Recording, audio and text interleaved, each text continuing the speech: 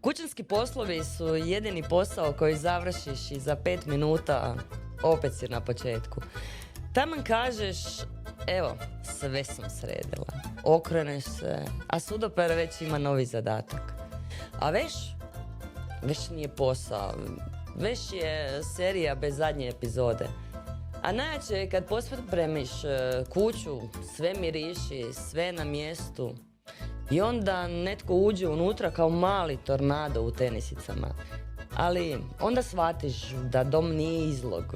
Dom je mjesto gdje se živi, jede, trči, smije, preslači, traži čarapa i pita gdje mi je ono.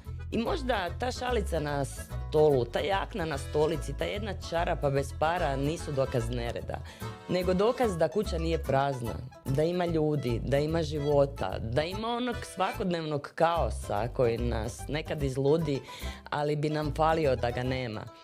A kad ima života, ima i posla, ali iskreno. Radije malo nereda u kući i punoj života, nego savršen red u kući u kojoj se ništa ne događa.